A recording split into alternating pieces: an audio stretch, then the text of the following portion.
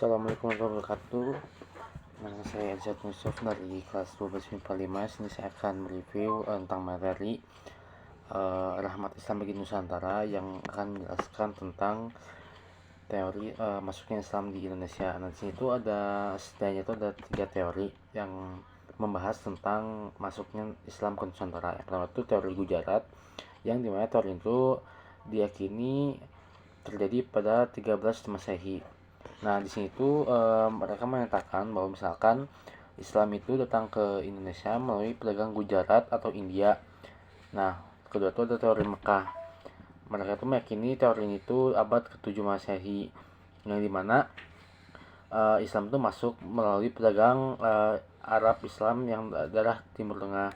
Nah, lalu ada teori Persia.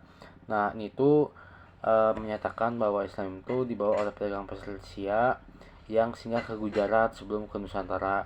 Nah, teori Mekah ini yang menyatakan Indonesia paling dahulu yaitu 7 Masehi, sehingga kalau misalkan ada teori Mekah itu sudah cukup buktinya, maka tidak perlu dibuktikan lagi. Nah, berikut itu ada beberapa bukti yang mendukung teori Mekah, yaitu yang pertama, sebelum Nabi Muhammad menerima wahyu terjadi kontak dagang dengan pedagang Cina, Arab, dan Nusantara. Yang kedua itu ditemukan jalur perdagangan utama yang dimana itu menghubungkan Nusantara, terutama daerah Sumatera dan Jawa, dengan Cina jauh sebelum Nabi Muhammad lahir. Nah, yang ketiga itu adanya jalur perdagangan antara Nusantara, terutama di Sumatera dan Jawa, dengan Cina. Yang keempat, ditemukan perkampungan Arab Muslim di Barus abad 7 Materi. Barus dianggap kota tertua di Indonesia dan merupakan awal masuknya agama Islam. Nah, yang kelima itu bahwa perkampungan Muslim etnis dari berbagai suku itu Arab, Cina, India itu ditemukan. Yang keenam, Hamka menyebutkan bahwa seorang pencatat sejarah Tiongkok mengembara pada tahun 674 Masehi telah menemukan satu kelompok bangsa Arab yang membuat kampung dan berdiam diri di pesisir barat Sumatera. Nah, untuk yang ketujuh itu ada pada tahun sekitar 674 Masehi, di mana Khalifah Utsman bin Affan itu mengirim utusannya ke tanah Jawa. Yang kedelapan, ditemukannya makam Fatimah binti Maimun di Leran atau Gresik. Nah, di situ saya akan membahas tentang strategi dakwah Islam di Nusantara. Yang pertama itu melalui perdagangan. Nah, di mana itu perdagangan itu adalah salah satu strategi ataupun untuk menyebarkan dakwah sebagai yang pertama tuh yang sangat populer. Nah, karena itu para pedagang itu berinteraksi dengan masyarakat dan juga sekaligus menyebarkan agama Islam. Yang kedua itu perkawinan. Nah, dari interaksi antara pedagang Muslim dengan masyarakat, maka ada beberapa yang melakukan menikah sehingga populasi Muslim itu meningkat. Nah, yang ketiga itu pendidikan. Nah, Islamisasi itu dilakukan melalui pesantren-pesantren dan di saat itu santri dianggap telah mendapat ilmu yang cukup karena mereka akan kembali ke kampung untuk menyebarluaskan Islam. Nah, untuk yang keempat itu adalah tasawuf. Nah, apa itu tasawuf? Yaitu adalah akomodasi terhadap budaya lokal dengan ajaran Islam sehingga masyarakat Indonesia itu tertarik untuk masuk Islam. Contohnya seperti penggunaan media wayang untuk menyebarkan agama Islam. Yang kelima itu ada kesenian. Nah, itu masih ada hubungannya dengan tasawuf, di mana kesenian itu yang paling terkenal itu adalah wayang dari Sunan Kalijaga. Nah, terus itu ada seni di bangunan masjid dan juga menurut seni tari, pahat, ukir, dan lain-lain. Nah, untuk yang keenam itu ada melalui jalur politik, yaitu di Maluku dan Sulawesi Selatan.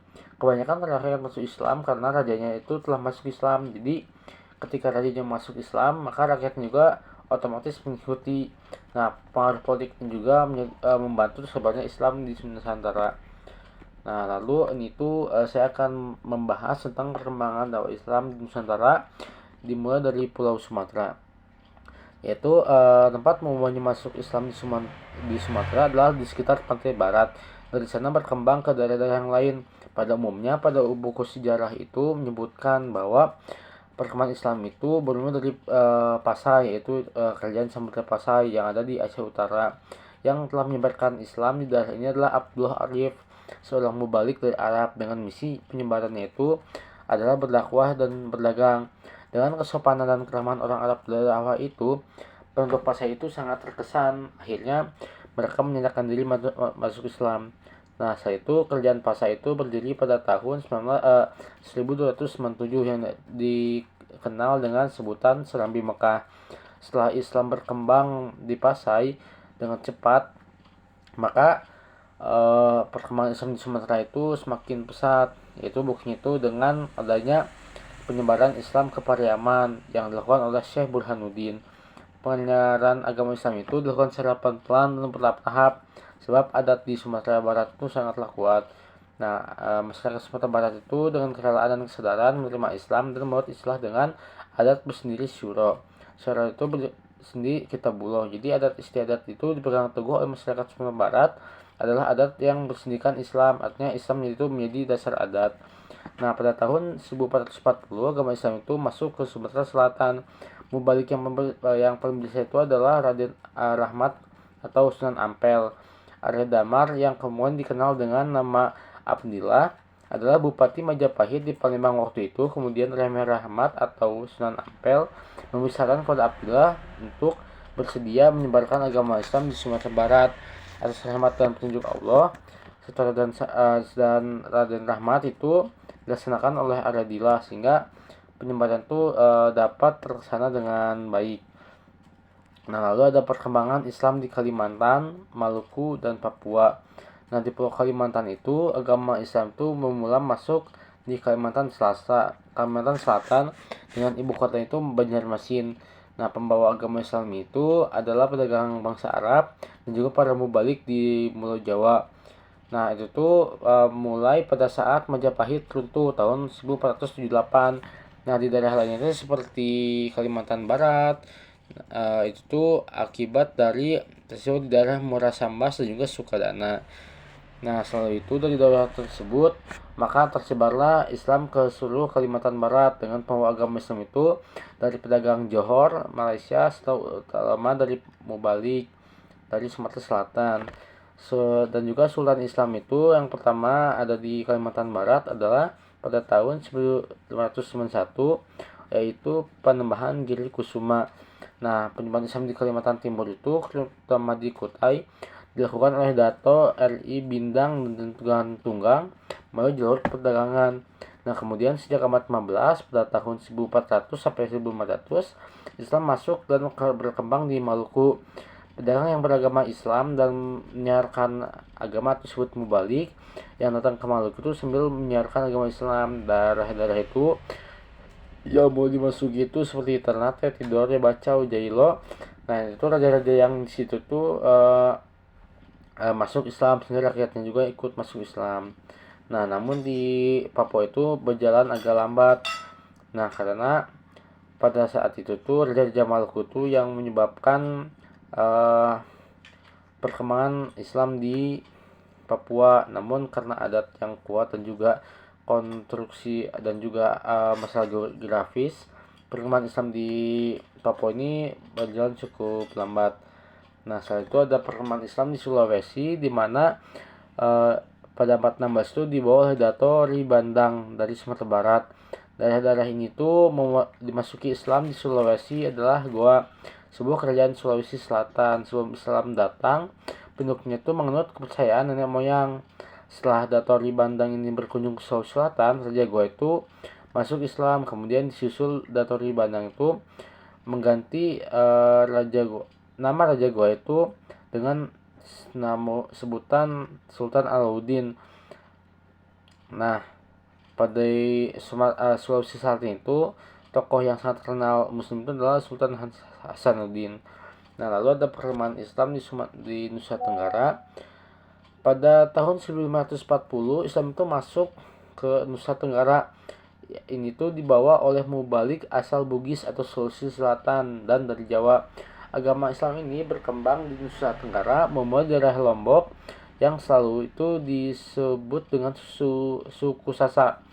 Nah, dari daerah Lombok itu pelan-pelan akhirnya tersebar ke daerah Sumbawa dan juga Flores. Nah, selanjutnya itu ada perkembangan Islam di Pulau Jawa.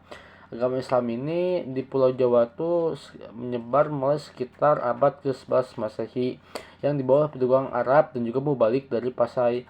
Tempat yang dimasuki itu awalnya itu adalah daerah pesisir utama Jawa Timur. Nah, tokoh-tokoh yang terkenal itu adalah Maulana Malik Ibrahim atau yang kita sebutkan Sunan Gresik. Lalu mendirikan pusat pendidikan agama Islam dan pusat pengajaran. Dalam majelisnya itu beliau mengkader beberapa orang murid. Nah, murid-muridnya itu nanti bakal menyebarkan agama Islam. Nah, pendidikan agama Islam di Pulau Jawa ini itu dilakukan oleh para wali yang kita kenal dengan 9 wali, itu Wali Songo. Nah, lalu saya akan mereview kerajaan Islam. Yang pertama itu adalah Samudra Pasai. Samudra Pasai itu adalah kerajaan Islam yang dipandang sebagai kerajaan pertama, yang dimana itu kelanjutan dari kerajaan Islam Perlak. Nah, kerajaan itu didirikan oleh Sultan Malik Al-Saleh pada tahun 1185 atau abad ke-13, sekaligus sebagai raja pertama. Setelah meninggal, ia digandakan oleh putranya yang pertama. Nah, lalu ada kerajaan Aceh. Nah, kerajaan Aceh ini didirikan oleh Sultan Ibrahim yang bergelar Sultan Ali Mugayat Syah atau dengan Sultan Ibrahim. Nah, lalu dia itu digantikan oleh Iskandar Muda, lalu digantikan oleh menantunya. Nah, lalu ada Kesultanan Demak, di mana itu didirikan oleh adipati bernama Raden Patih untuk menghadapi Portugis. Nah, selanjutnya itu ada kerajaan Pajang, yang dimana itu tuh didirikan oleh Adi Wijaya. Nah, di kerajaan Pajang ini tuh awalnya dari Kesultanan Mataram.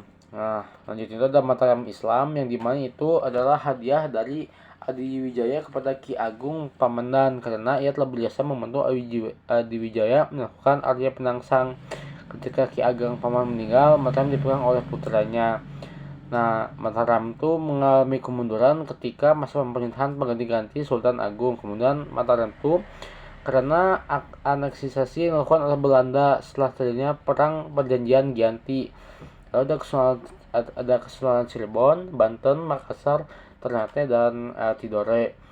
Nah, kalau misalkan untuk gerakan pembaruan Islam itu dalam sosial itu adalah sekolah Tawalib. Nah, itu tuh didirikan oleh Haji Abdullah Ahmad dan Haji Rasul pada tahun 1506. Nah, sekolah itu berasal dari surau jembatan masjid. Nah, lalu ada Jamat Hoir, ini itu didirikan di Jakarta oleh masyarakat Arab pada tahun 17 Juli 1905. Nah, juga ada beberapa yang lainnya seperti Al-Irsyad. Ini adalah organisasi sosial yang didirikan oleh pedagang Arab. Lalu ada Perserikatan Ulama, ada NU, ada Muhammadiyah, dan juga dalam lain-lain. Baik, itulah beberapa ulasan atau presentasi saya mengenai materi bab 9 ini. Terima kasih. Wassalamualaikum warahmatullahi wabarakatuh.